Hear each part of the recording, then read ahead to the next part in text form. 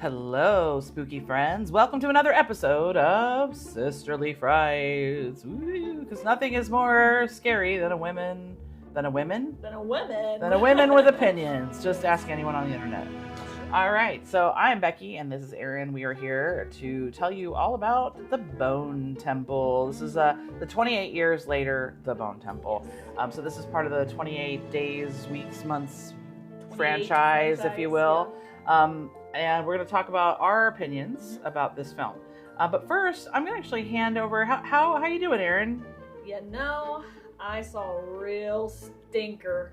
Here we go. Week. If you guys listened to the last episode, I'm pretty sure that I can hear the fun police coming right about now. Wait, do you guys hear that?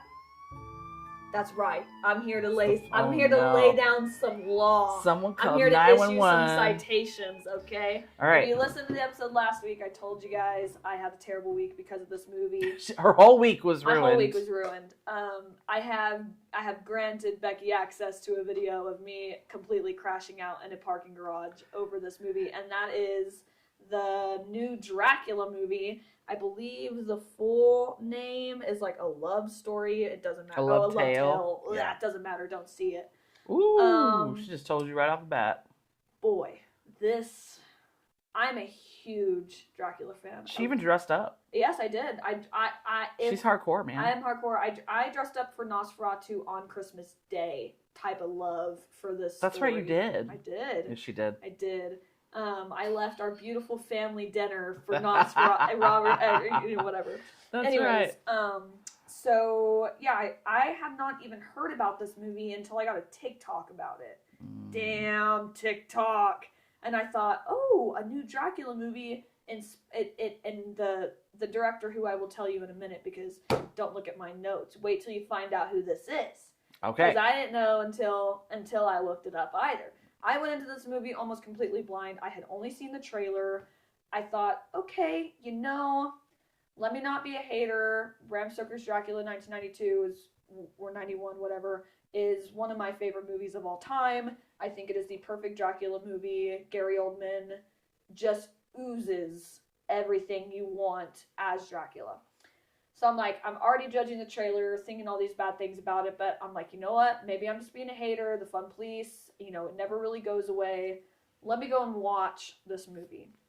It is directed by Luke Benson. Are you familiar with the movie that Luke Benson did starring Natalie Portman? Which one was it? Leon. He's the director who did Leon. Oh, that's right. Bad you know what? Guy. My friend, so I have another friend named Danny. She's a big horror fan. Shout out to Danny. Hi, Danny. She actually wanted to know exactly what you thought of this film. Boy. She hated it too. Boy. Boy, is it bad. I do want to say this. Caleb Landry. Leon the Professional, by the way. Yeah, Leon the Professional. Yeah. Which traumatized poor Natalie Portman. And I put that on Mr. Luke Besson, or whatever your name is. He also, of course, did like Fifth Element and stuff, but whatever. Anyways. Just a little film called Fifth Element. Film called Fifth Element. So you would think that this movie would be decent, okay? I do want to give one little nice thing about it. Caleb Landry Jones. I am so sorry that this is the movie you got to play Dracula in. I do think he does a phenomenal job. I think the actors around him and the environment around him is so fucking bad that it brings him down. He will be laying it down, laying it smooth, because Dracula's a smooth talker, right? Okay. I moved oceans of time to find you, and turning tears into diamonds if you're Gary Oldman, right? He's a smooth talker, he's got swag, whatever. Caleb Landry, he does a good job at that, but the responses that he gets from Zoe Blue, I think is her name, she plays Mina, it's the equivalent of like, yeah, thanks. Oh, no. Excuse me? Like, oh no. Boy. Or you were accusing her of having, what did you call it? iPhone face. iPhone face. I do not want to see a movie that is set in the 1700s and every fucking actress have so much goddamn Botox and filler and and bad wigs. There's a wig epidemic happening in Hollywood right now. I don't know what has happened. We should have better wigs. And recently, maybe it's the tariffs. Maybe. I don't know. Everybody out there with their hard fronts. Damn it. Guys, please, whoever these wig appliers are, Wig figure appliers. it out, dude. It's so bad. So, based on the plot alone, okay, this guy says it's directly inspired by Bram Stoker's. First off, this movie set in fucking France, the worst possible place to be, mind you. Sorry, the French, not really. Literally, first off, why are we there? There's a lot of hating right now. Why are we there? There's a fun police is all over Dude, this. They are why we in France right They are now? on the job. Listen, we should not be in France. We should be in London, where his Carfax Abbey is. Why are we in London? Makes absolutely. Why are we in France, you mean? Or I'm sorry, why are we in France? Makes absolutely no sense. They try and make it like a plot point about he's got this perfume.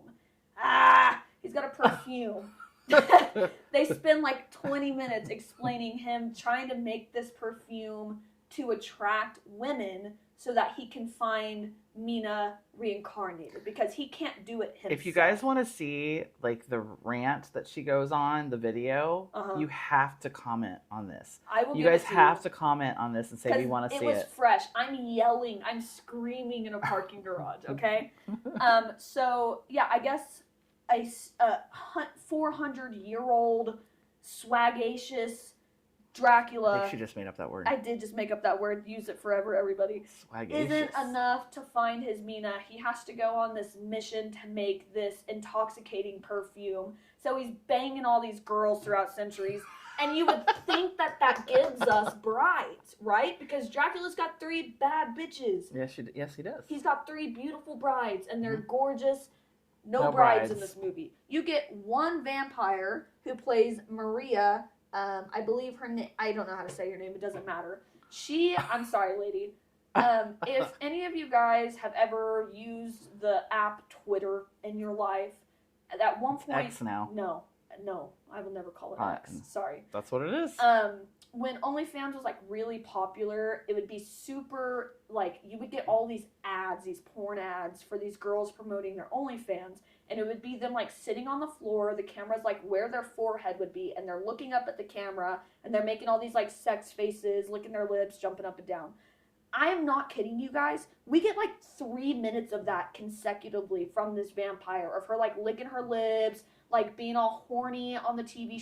They institutionalize her because she's horny. That's what they think is wrong with her. Sure, that's fine. Okay, this is not Dracula. This is not Dracula. The only thing at first that I thought was maybe creative, and then I changed my mind when I thought about it for a second. Dracula has gargoyles as his little assistants. It's terrible CGI. Man, are they adorable. They're so cute. The CGI is terrible. He has cute gargoyles? Cute gargoyles. As his sidekicks. As his sidekicks. Wait a minute. What happened to Renfield? No Renfield in this movie. Oh. No Renfield.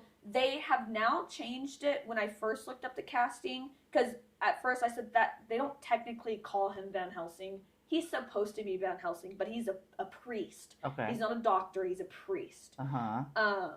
Yeah, so the only characters that we get are Van Helsing, one bride, I guess, if you will, Mina and Dracula. No Renfield. Which, he's the best damn part of these movies. And honestly, nobody can do Renfield like Dwight Fry, but that's just my opinion. And, even in the one with Gary Oldman, the guy who plays Renfield, he doesn't have a lot of on-screen, interaction because he's institutionalized in the whole movie.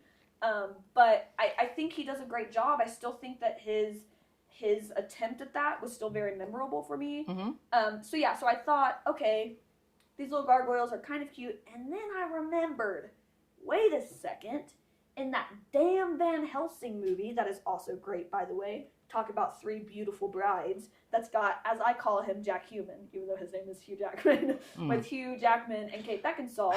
Dracula in that movie also has a bunch of By the way, that little actor that played Renfield and Bram Stoker, that's not a little actor. What's his name? That's Tom Waits. Oh, sorry, Tom Waits. Yeah. Sorry, guys, I'm feeling real angry right now. You're like, wait a second, that's a guy. Yeah, we gotta. So it's not even really original. I guess making them gargoyles is kind of original, but we've already seen another movie where Dracula has little guys running around.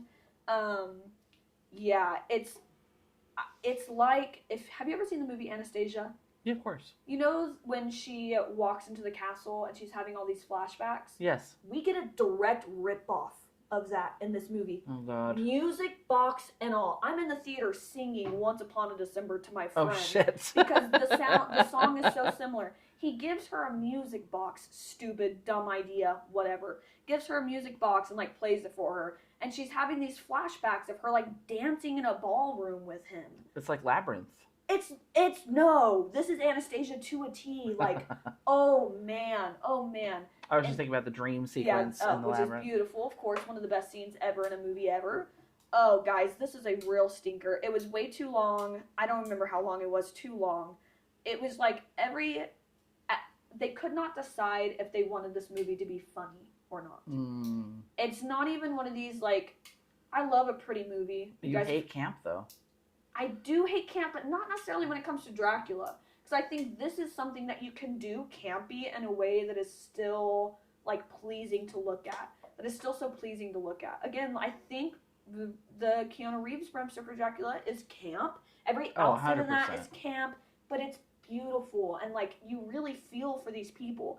I'm telling you, she's pretty much like, yeah, that's, like, whatever.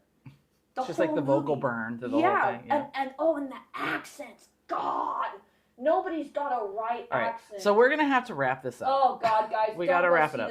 So I would say that you will give it a what out of 10? None. A 0 out of 10. The Fun Police has been here. Aside of maybe Caleb Laundrie Jones's performance, I do think he did a good job. I will say that poor soul got put in this terrible movie. Well, he chose it. He should have. He got paid, so he's laughing all the way to the bank. That's true. Yeah, that's a stinker, guys. You're saying you liked the film? No. I'm saying watch any other vampire movie. I would rather sit through the entire Twilight series than even think about this movie again. All right, guys. I'm gonna have to reel her in a little bit. Citation's been noted. Listen, she could probably go on for another hour. I could. So we're gonna wrap it up. I've issued my citation. They can handle Dracula, A Love Tale is a big fat 0 from the Fun Police. Yeah. She's not the only one I've heard that from. I have not seen the film. I kind of just let them do it for me. This one, I had no interest in seeing this one, honestly. I sat this one out. Yeah. So okay, but that's okay. Yeah. Because we're gonna take a deep breath, because now we're gonna talk about 28 years later, The Bone Temple, which I believe is going to be a nice pivot for Erinn. Let's talk about Bone Temple, guys. Runtime only 1 hour and 50 minutes, just shy of 2 hours. Rated R, released 2026. Director is Nia DaCosta. Now listen, I'm going to talk to you about Nia DaCosta. I've seen some interviews with her. I am in love with her. Yeah, me too. I think she's amazing. I think this is very relevant. We need to talk about more women in horror. She's a woman of color. Yeah. This movie's phenomenal. It's beautiful to look at. It's shot so beautifully. And so it's so graceful. Yeah. It's just a good film. Now we know 28 Days Later started off with Danny Boyle. Yeah. We love 28. I love 28 Days Later. It was such a different spin on zombie. I'm going to tell you right now, I'm going to be completely transparent. I am the Fun Police when it comes to zombie movies. I am so over zombies. I can't even tell you. I think The Walking Dead, and this is going to be a hot take for a lot of you kids out there, but I think The Walking Dead just destroyed the genre. Yeah. I think that, talk about beating a dead horse, and I'm not even trying to be ironic here. Dead bodies, bodies. Like there's only so many, you can only run away from so many zombies in so many different ways. Yeah, I can't. It's just the same. Now, I think they took something that was really amazing, starting off with, George Romero zombies and everything like that, where I mean, Night of the Living Dead was something very different. No one had ever seen anything like that before. Yeah. And it was a huge political statement that, a lot of people missed. They just thought it was a spooky movie about scary things. But honestly, it was a big commentary on the civil rights movement at the time, which is why the lead actor is black in that film. Yeah. And he winds up being the hero, and then he winds up dead at the end, and that's telling us that it doesn't really matter how hard you fight, and it took the hope away. That was something that no one had seen. So the zombie genre has come quite a long way, and we've seen different incarnations of it. Now, when we did our top 5, was it last week, the week before, I forgot to do an honorable mention of a zombie movie that I really enjoyed, and that was Queens of the Dead, and that was, of course, done. And I really enjoyed that. It was the drag queen movie that was centered around like the zombies. And I thought that was a lot of fun. I mean, it was just fun. It wasn't anything more than that. It was silly. It was fun. It was great to see, you know, these drag actors, these queer actors just doing what they do. Yeah. And it was just a lot of fun. I would highly recommend that movie. That's probably the best zombie movie I've seen in a minute, honestly. I would put Train to Busan up there. That's a Oh, zombie movie, yeah. you know? I actually, listen, I have not seen Train to Busan. We're going to have to do a thing on that one, too. And it's one that I've put on the back burner because I hear it's very emotional. And so I'm going to have to prepare myself for that one. I know I'm late to that party, guys. I realize. But also, I've just been very put off by zombie movies. Like, I was a huge fan of Walking Dead up until, I think, season 6. I don't know, whenever they killed Glenn. And then I was just like, I'm fucking out. I just can't do this anymore. It's the same fucking formula. They travel, they find a village, there's a villain in the village, they overcome the villain, and they're all friends with it, and they move again, and then there's another group of people, and I'm over it. Yeah. I'm over it, and everybody's wet and sweaty all the time. And gross and greasy. Why are we always wet? I just, can't anymore. But, Bone Temple. Yeah. Let's get back to it. So 28 Days Later is actually a franchise that I've always been in love with. I love the style of it. It gave us Cillian Murphy. It gave us just the only way that Danny Boyle could do. Yeah. There's just the hyper stylized way that the first film was shot was almost like found footage, but not. Sort of that shaky cam. There was a lot of grit, a lot of blood spatter on the lens. Almost, there was just a lot of beautiful tricks that really were effective in that film, and you really cared about Cillian Murphy and these women, and that he's protecting, and then and now we'll find out a little bit more about Cillian Murphy's character in this film. There's going to be spoilers. Oh yeah, guys, spoilers. There's going to be spoilers for Bone Temple. I know it's still I guess relatively new. It's like pay-per-view kind of thing going on right now. So it's not in theaters anymore, but it is still $20 to stream. But I think it's I would say it's worth every penny. If you guys are going to stay in and have a horror movie night, I think the Bone Temple is a great option. Let's talk about the cast. Obviously, we talked about Nia DaCosta, who's the director. The screenplay was done by Alex Garland. Now, we've seen Alex Garland. He actually wrote the original 28 Days Later. He also wrote the novel The Beach, which we saw. I know that The Beach is more of a cult following now. Leonardo DiCaprio movie. They made it a movie later starring Leo DiCaprio. And then also he wrote Sunshine, who also starred Cillian Murphy. Annihilation with Natalie Portman. I almost said Natalie Wood. Not the same Natalie. And then the movie Men, which I would like to do a whole episode on that. Never seen Men. Men is weird. Okay. It's weird. It's weird. I normally wouldn't watch something labeled Men, but maybe I will. It's not what you think, All and right. it's not what I thought either. And Okay. it's a horror movie though, and it is. Yeah, we'll do Men another time, but that is also another Alex Garland. So we have a lot of heavy hitters here, not only on screen, but creating as well. This stars Ray Fiennes. Listen, I used to have the biggest crush on Ray Fiennes, and I'm talking English Patient Ray Fiennes. Oh. I know some of you ladies know what I'm talking about.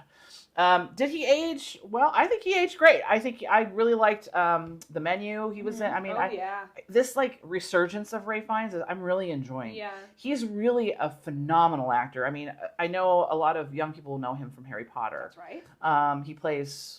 I don't remember the character off the top of my head. Snake face guy in Harry Potter. Voldemort. Voldemort. There you go. Yep, that's Ray Fiennes. So for those of you that don't know him outside of Harry Potter, you would have seen him in the English Patient Academy Award winning like 4-hour long epic. It was like the Dr. Zhivago of our generation. And numerous other things he's been in. He used to be quite the sex symbol. Back in the 90s. Really? He was a very nice looking man. I thought he was very handsome in The Menu, just like, even obviously he's and aged, his brother but, like, Joseph is also an actor. He was in a movie that the one movie that I remember him in was called Shakespeare in Love with Gwyneth Paltrow. Oh. It was cute. Never seen a it. little rom-com, like period piece Not kind of something I would thing. sit down and watch. Well, I don't know. Maybe I would It's sit down Shakespearean. They have beautiful costumes and everything. Everything's maybe really I'd be pretty. interested. It's a cute movie. Okay. It's not too heavy. Oh, okay. It's I just just don't kinda- like it when it's all lovey-dovey. God, I hate It's a when little that's lovey-dovey. I hate when that's the whole point But of the movie. it's a good. It's not a bad film. Okay. So that's a different podcast though. Yeah, Shakespeare, yeah. Shakespeare in Love doesn't go on this podcast.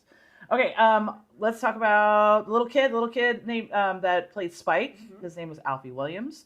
I had to give this guy credit because he's so phenomenal in this film, and I think a lot of people aren't going to talk about the actor, and that would be Chi Lewis. Oh my gosh, Chi Lewis Pari. He's actually a British actor. He played Samson. Yes, and then of course Jack O'Connell. Yeah. And where God, have we he seen killed him it. before? Sinners. Sinners. Yeah. Yes, he played Remick in Sinners. And I am falling in love with him Me too. so hard. Me too. Listen, he is so good at being a shithead. Yeah. He plays Jimmy Crystal in this. Mhm. And we're going to learn Sir Lord Jimmy Crystal. Sir Lord Jimmy Crystal. Yeah. He is the head of the fingers, Uh-huh. the Jimmies, Jimmies. if you will. So so the synopsis in this one, obviously we saw, if you guys saw 28 years later, Mhm. you got a taste of what this is.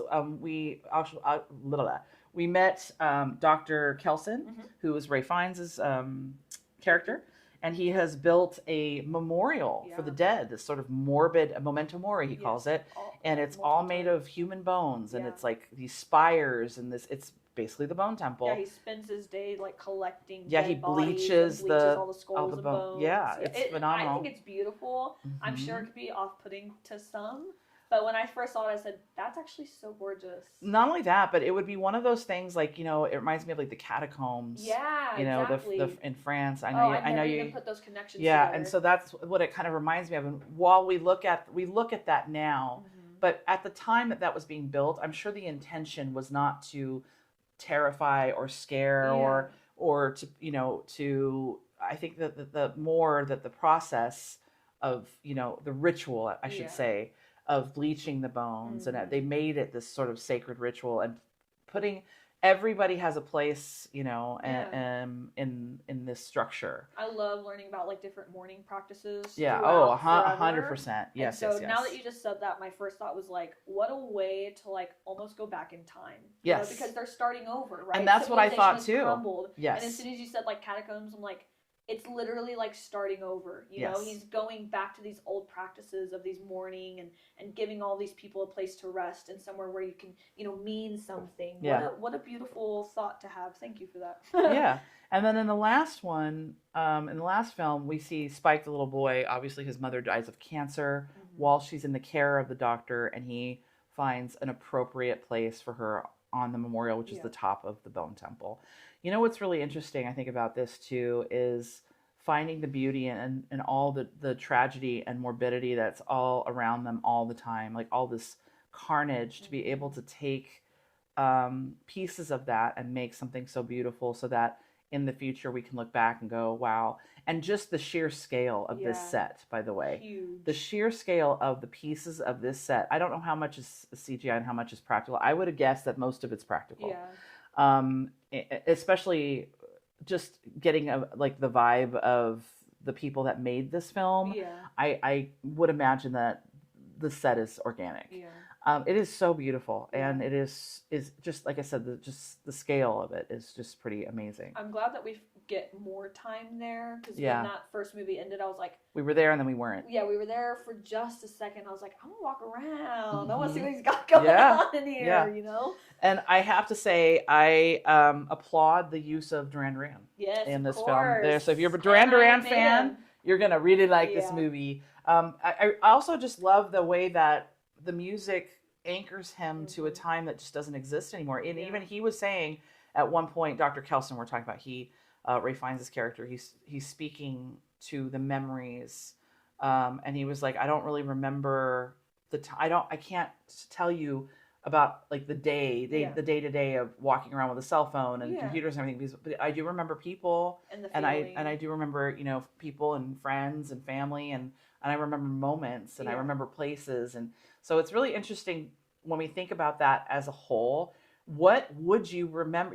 Our faces are always in our phones. What Yeah. would you really remember about the world around you. if it was 30 years from now? Yeah. What would you have? What would you really remember? Yeah. What would you take And with he you? said something about like the security of the world at the That's time. right. Being able to like go to the grocery store and like buy something that you need, Yep. or An not- assurance. and yeah, a Yeah. reassurance that you're not going to get killed going out of your front Mhm. door. Like if all of that was ripped away from us, Mhm. would you become a crazy guy like Dr. I don't think he's actually crazy, but would you become, Nelson or Kelson and create bone temples and cover yourself in iodine? Or would you become Jimmy Crystal? Or would you become Jimmy Crystal? Or are you these people just trying to make it in their little villages? Like, who do you become in this situation? So that's also really an interesting point, because now it is 30 years later. So now we have a generation of people that don't even remember cars. Yeah.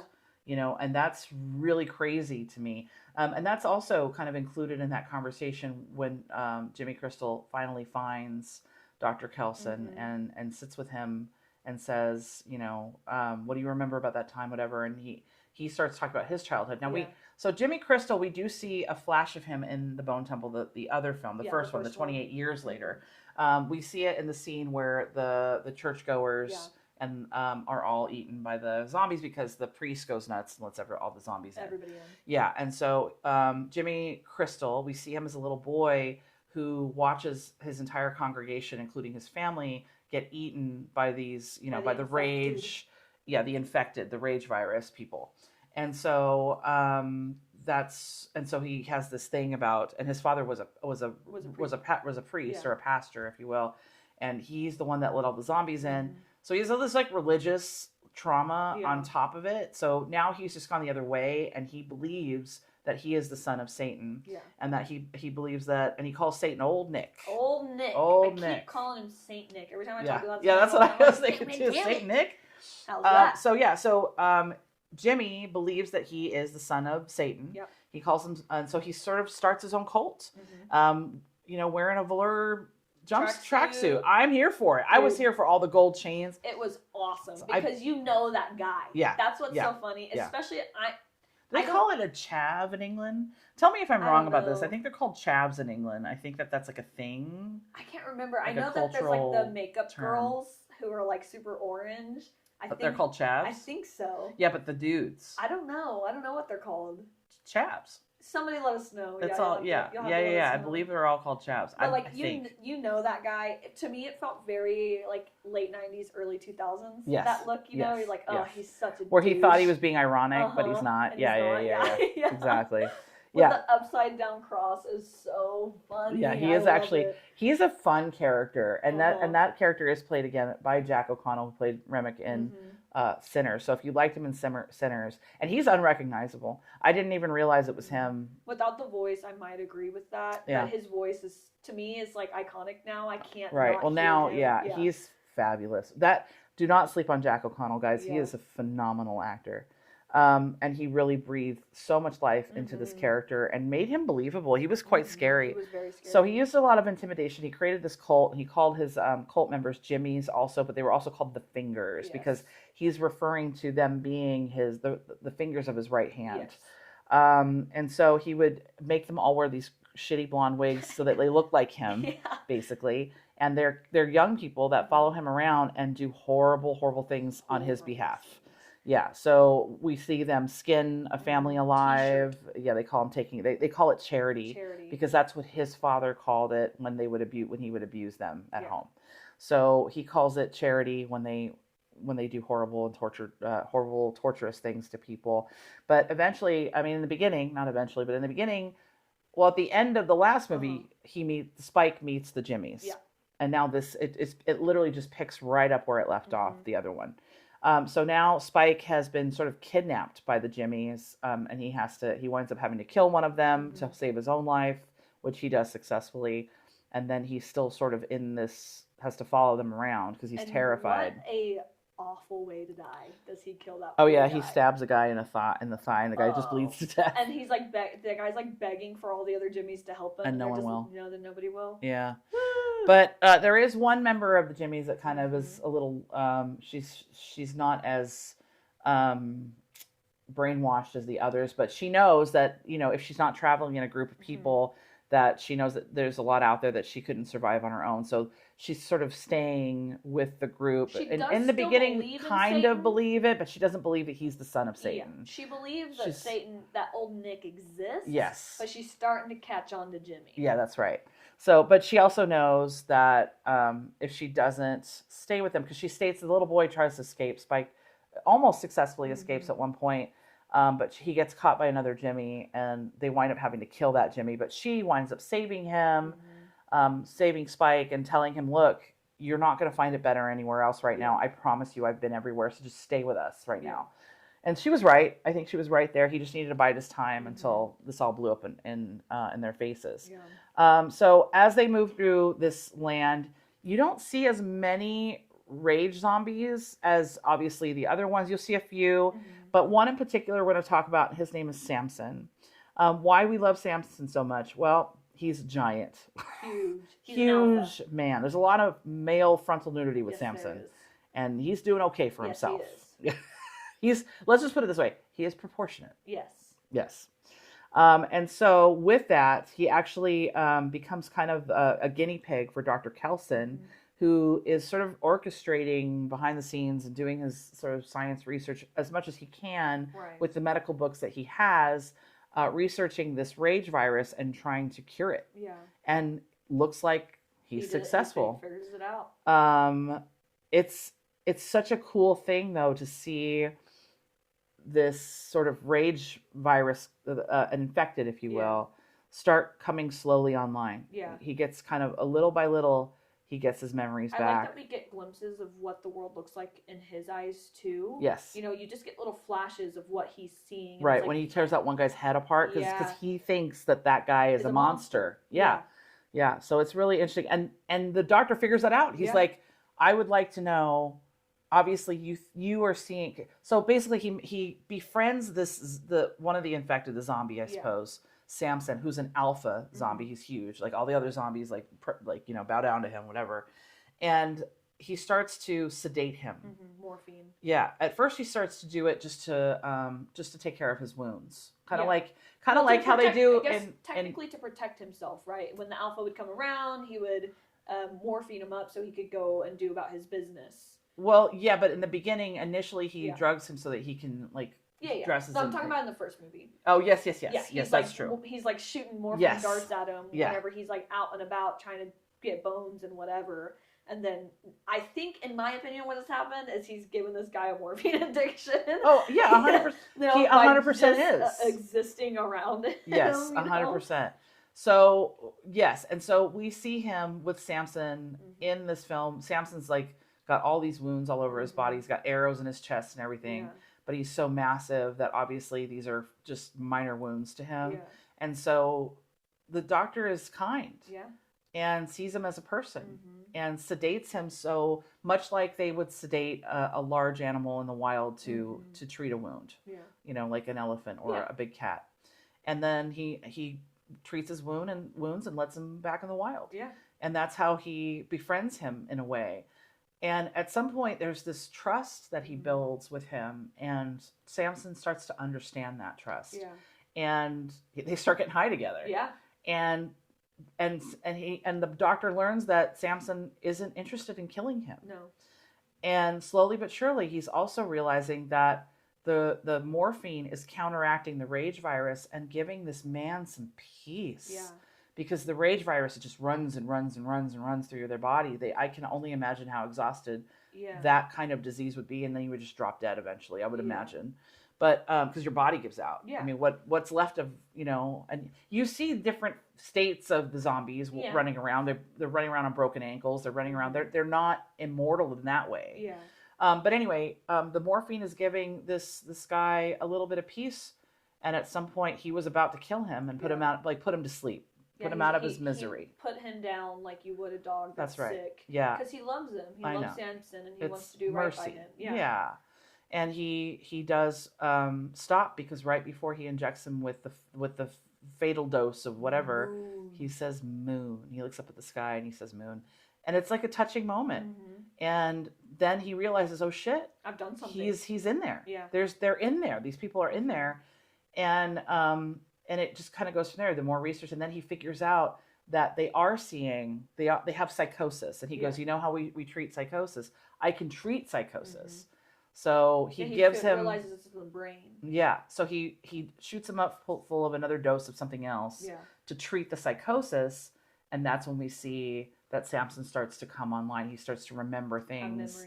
And he starts to be able to articulate and speak. And it's really cool. And And this is a different twist for zombie movies right here. Yeah. You know, there's never a cure. It's always forever. There's never, and that's maybe what the most annoying thing is for me about some of the zombie movies, that it's always the same. Mm-hmm. The ending is always going to be the same. And so in this way, we get like a cure. Yeah. We get some hope. Yeah. And and it's awesome. Now, so there's these sort of parallel things happening. We're getting kind of two plots in one. Stories. So there's the stuff that's happening with Dr. Kelson and Samson, and then there's stuff that's happening with Spike and the Jimmies. And eventually, Spike's journey with the Jimmies leads them back to Dr. Kelson. Yeah. So what we see there, obviously, is they think the Jimmies see Dr. Kelson, and he covers his body in iodine because it kills the rage virus. Mm-hmm. It protects him from the virus. They see him down there with all the bone structures and everything, and they think that he's Old Nick. Yeah, because Jimmy had told them that he's got castles. Yes. That he's got these castles and he's red and, whatever. Yeah. So now they're looking at, I guess, what you could perceive as a castle. Yeah. Almost, And they see him from afar. They're like kind of looking at him through the woods. The Jimmy Inc., which is the one who we later learn her name is Kelly or Kelsey or whatever. Yeah. The good Jimmy is the one that finds him. She breaks off, but I don't remember why. I watched it a couple weeks ago. Oh, yeah, she comes back to the fold. She comes back. That's right. And they're about to kill Spike because he wouldn't torture... He failed to grab the pregnant lady. To get the pregnant lady. And he wouldn't help torture the family. And so they're about to kill Spike, and she comes back as like, I found him. I found Saint Nick. Have Saint Nick, like Old Nick. Or dang, sorry. It's not Santa Claus, guys. I keep calling him that. She says that she's found Old Nick, and that Jimmy's fate should rely on what Old Nick says. Every time we say Old Nick, it reminds me of that comedy sketch. I don't know. What's his name? Old Greg? Old Greg, yeah, that's it. Yeah. It totally reminds me of that every single time. So when I was watching that movie, I'm like, they're going to cut to, and the guy's like, I'm Old Greg. Yeah. It totally did. It took me out of it a couple of times because of that. So I go between the Saint Nick and the Old Greg. So whatever. Maybe there should be a skit. Yeah. Someone do that. Someone do that. Come on, SNL. Yeah. Let's see the old Greg skit. Yeah. But yeah, so she goes back, you're right, and she tells them, I found him, and he's going to be able to tell us if we should kill Spike or not. Because she knew what was going on. She knew what was up. Himself. And now Jimmy's shitting himself. Yeah, you what do you mean you found Old Nick? Because but then we find out in this really sort of almost poignant moment between Jimmy Crystal and Dr. Kelson, because he decides that he's going to go first and talk to Satan. I have to go talk to my father first. He doesn't like visitors. Yeah. And then I'll come back and tell you guys what's up. Yeah. So Jimmy Crystal breaks off from the group. Mm-hmm. He goes down and he does talk to Dr. Kelson. But Dr. Kelson tells him the truth. He goes, you think I'm Satan? And he goes, yeah, you're my dad. And he's like, no, I'm not Satan. I'm just a guy. I'm just orange because of the iodine. Yeah, my name's Ian. Yeah. He's like, Ian. Oh, well, and so, but Jimmy has a fondness for him. Yeah, he goes, well, can we talk? Can we talk? Yeah, so they sit down and they have a conversation. He goes, I haven't talked to anybody in a long time. And the doctor you can kind of see that he starts to diagnose him. Mm-hmm. So he starts talking about how his dad is the devil. He's like, you hear your dad talking to you and stuff? Mm-hmm. And then, and that becomes important later. Yeah. And so he goes, yeah, I hear my dad. I talk to my dad all the time. He goes, but you don't see him. Mm-hmm. He goes, no, I just hear him in my head. And so then you realize that Dr. Kelson is kind of figuring it out, kind of diagnosing him with with psychosis. Yeah. And so he goes, look, I got to tell you the truth. I'm going to rip your body apart if you don't cooperate with me. Yeah. So Jimmy shows his true colors at some point, tells Dr. Kelson that we're going to be back tomorrow night. And can you say that you're Satan and convince my friends so that they don't kill you? Yeah. To me, that was the most chilling scene for me. Because you know it's coming, and you're like, no, please, I love this doctor guy. Please don't hurt him. And he's doing so much good work. And he, in that moment, is being so fond to Jimmy. Like, he's being so kind to him, and he wants to help him because he's a doctor, and that's what he's always done. But you can see his face change. And you know it's coming. I'm like, no. I know, but you don't know what's coming. I mean, no, right. You don't know what's coming with what Mr. Kelson's about to do. Yeah. But you know that Jimmy is about to threaten him. You know that something, either he's just going to kill him and say that it was a fake or like But he does say, I like you a lot and I don't want to kill you, so can we just come to an arrangement so I can just leave you alone? And so the doctor agrees. And it gives the doctor a full day, a full 24 hours to figure something out, which he does. Hell yeah, he does. What he does is very Eddie from Stranger Things. He comes out in total rock star garb, blasts Iron Maiden on a record, Beast. and comes out, Number of the Beast, it comes out and just starts like heavy metaling to these got people. All these fire and they believe him. Yeah, he's got all these like chemicals and shit. Yeah, he's a badass. He's painted himself black. Yeah, he's got like black eyeliner on. He's so fucking awesome. And he looks great. Yeah, he looks So great. Ray Fiennes comes out, he's contorting his body in all these ways, and he's like dancing all metal, and he's got this little down cross. He's got this outfit on, and he winds up convincing the Jimmies that he is indeed the devil, and goes off script. And instead of saying, once he realizes though what this is about, because Jimmy goes, okay, now you're gonna tell all these people, all my followers, that they have to continue this work, and that we're going to continue to build an army of Satanists, basically, to do worship and to keep killing people and maiming them and everything. And he starts kind of coming clean as to what he's been doing, and that's when the doctor's like, holy shit, that's not what I agreed to at all. And so the doctor realizes that Spike is there. Yeah, that's what changes his and that's what changes everything in a heartbeat. So then he turns around and he convinces the other Jimmies that he actually has to, listen, like if you're the son of Satan, that's son. right.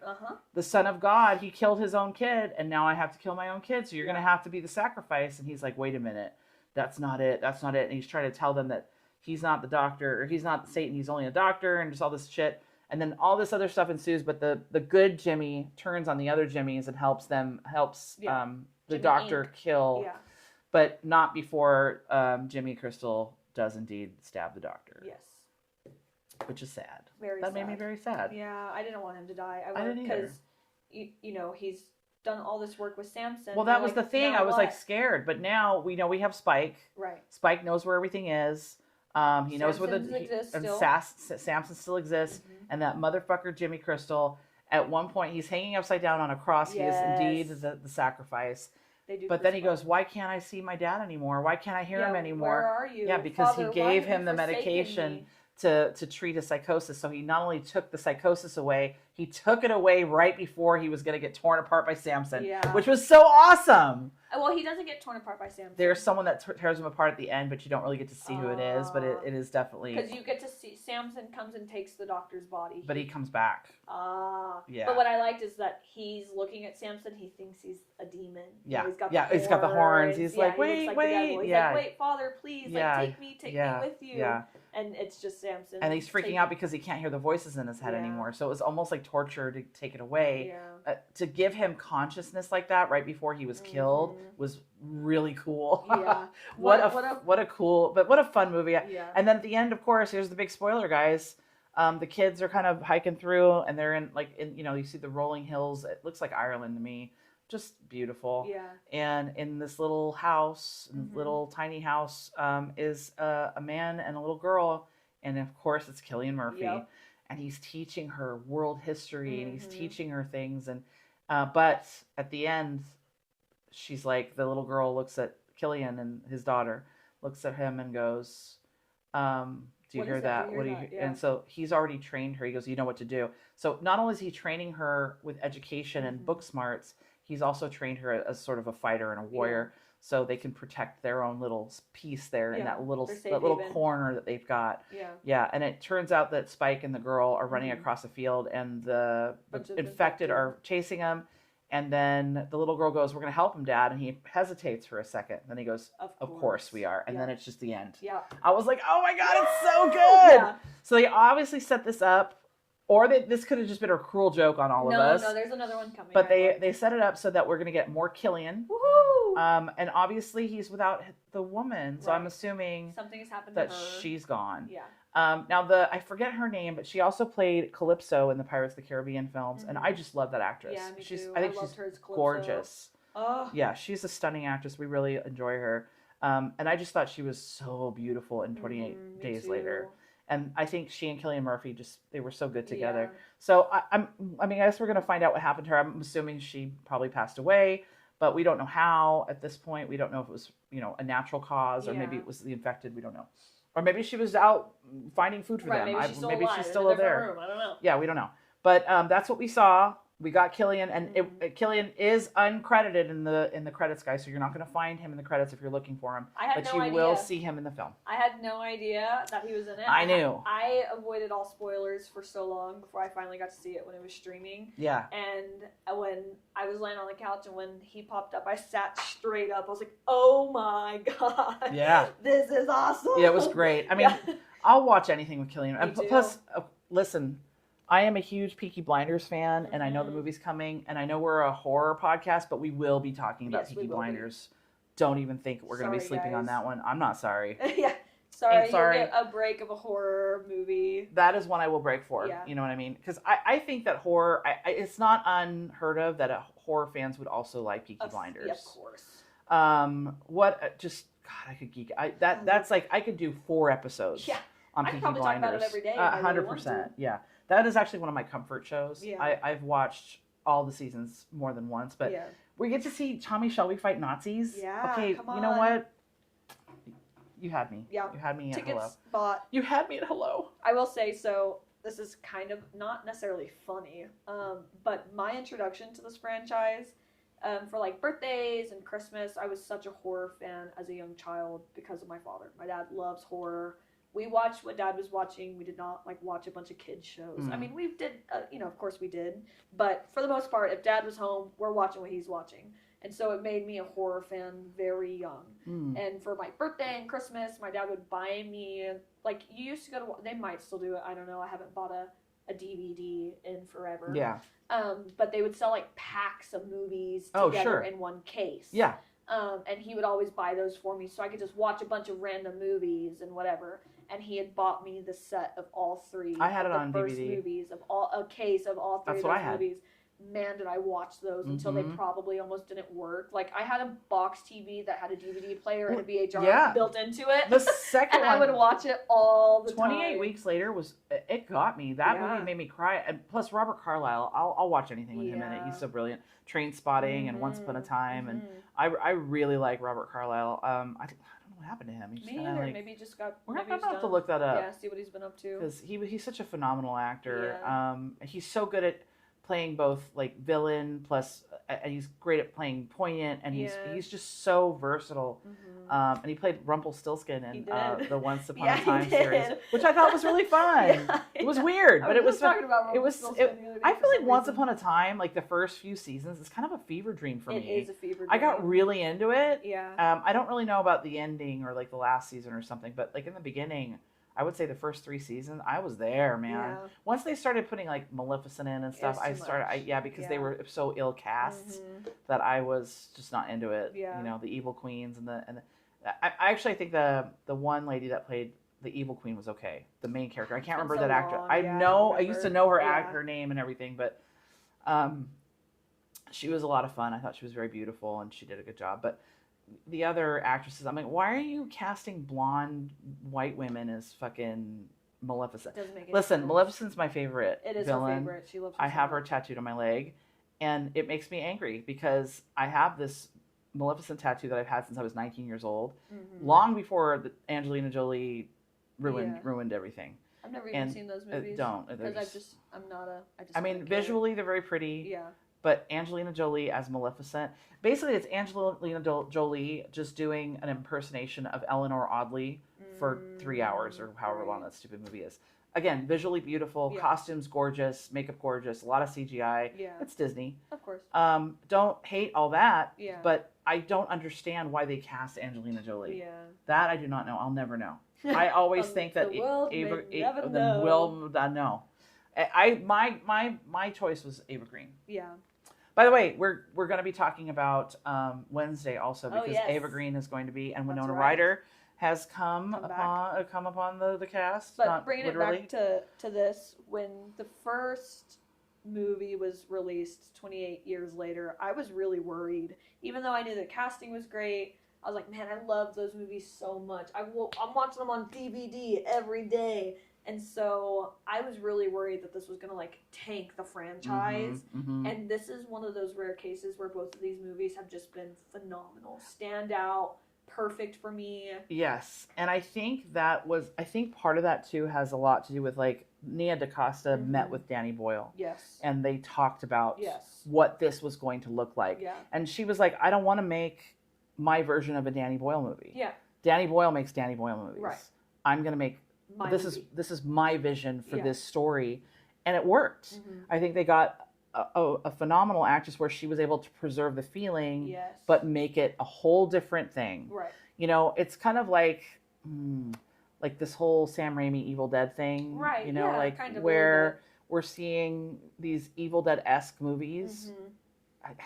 That's like my only problem with Evil Dead Rise is that they called it Evil Dead. Right. It could have been, why didn't they call it the Necronomicon? Right. You know, make a Necronomicon series and take the Evil Dead out of it and we got, by the way, terrible news about Bruce Campbell this week. And our hearts go out to his family. If you guys did not hear, Bruce Campbell made an official announcement that he does have cancer. He did not specify what kind. He just said it was treatable but not curable. Yes. So he has canceled all of his dates for appearances for fan cons so that he can undergo chemo. He said that his biggest goal right now is just to get better enough to go on his last movie tour, basically. We may not get another movie from him after this. So we are very sad about that. Sorry, I didn't mean to break that up, but I meant to announce that or talk about that in the beginning of our episode. And I got so excited about the Bone Temple that I did forget to mention that. But the horror world is very sad hearing this news about Bruce Campbell. But you're right. I can see what you mean about this being similar to that franchise. And to where, but for me, this does feel like a 28 franchise movie. Like, getting the Jimmies obviously changes it a little bit, in my opinion. But I really enjoyed it. It wasn't such a dramatic change where it brought me out of the universe. I was like, this could absolutely fit into this universe. It expanded upon it.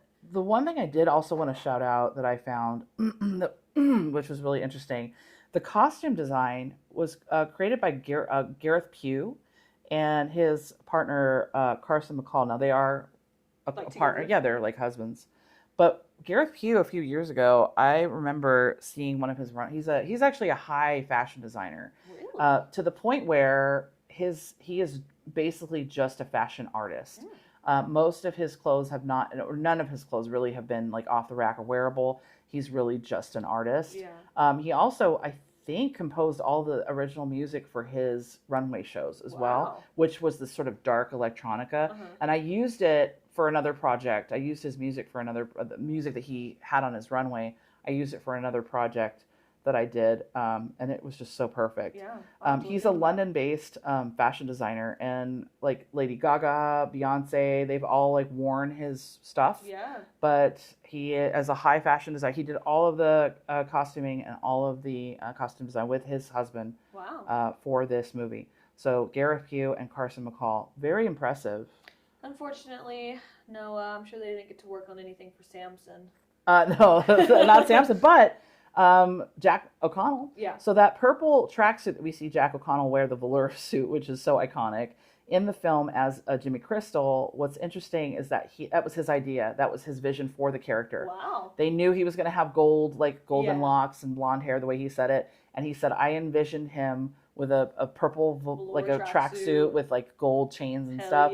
And apparently Gareth and Carson went, we hear it, they made it for him. How many Halloween costumes do you think we're going to see? Oh, 100%. 100%. Well, there were a lot of remix.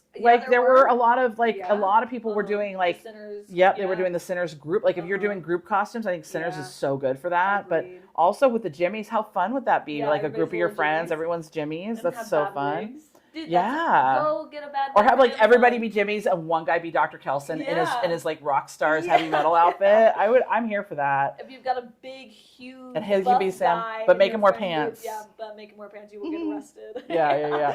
Yeah. I mean, really fun, very, very inspiring for Halloween costumes for sure. But yeah, that purple tracksuit was Jack O'Connell's idea. He was like, I want this, and the costume designers were like, we got you, and had it made and he still has it. He kept it. They gave it to him. Bless. He's got to wear that to like go on a run. 100%. Go to Trader Joe's. 100%. It's so good. So anyway, guys, that is Bone Temple. That's what I have. That's what I have for Bone Temple. Anything else you want to add? No, other than I really, really hope that we see Jack O'Connell in more stuff. Mm-hmm. I'm really fond of him.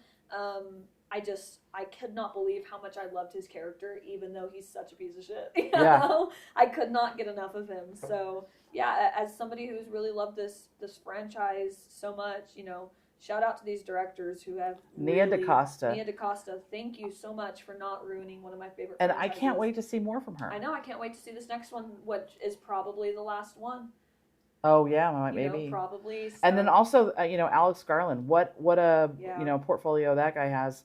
Everything between, like I said, 28 Days Later. Men. We're gonna have to talk about Men. I'll have to watch that. If you guys have seen Men, you'll know. If you guys want us to watch it and review it, let us know. Yeah, for sure. All right, well, guys, that's a wrap on Bone Temple. 28 years later, the Bone Temple. We hope you enjoyed this episode. I feel like we covered everything. I've pretty much told you the whole movie. Yeah. But it's really fun, and it's a great ride, and I highly suggest it. Even if you're not a fan or you haven't seen the other 28 years or Days Later, whatever movies, this might be a great place to start, and you kind of backtrack and go through and watch the other films because they are all phenomenal. I've not seen one that I don't like yet. And I mean, are some stronger than another one? Sure, but they're all pretty good right across the board. And who doesn't love Danny Boyle? Right. Okay. Yeah. With that said, Erinn, we want to say goodbye to the nice people. Goodbye, everybody. Don't go watch Dracula. Watch Bone Temple. Yeah, there you go. There's the fun police has spoken. Woohoo! All right, and with that, also, we are now on 2 platforms, guys. We are on YouTube and we are on Spotify. We are getting up there in the world, I suppose. So find us on one or both. Share, like, subscribe, whatever you have to do so that we can build our Sisterly Frights community. We are making a concentrated effort to make sure that you get a podcast episode every week now. And it's working so far. So let's hope that you guys will enjoy them as much as we enjoy recording them. With that said, spooky friends, we out. Goodbye.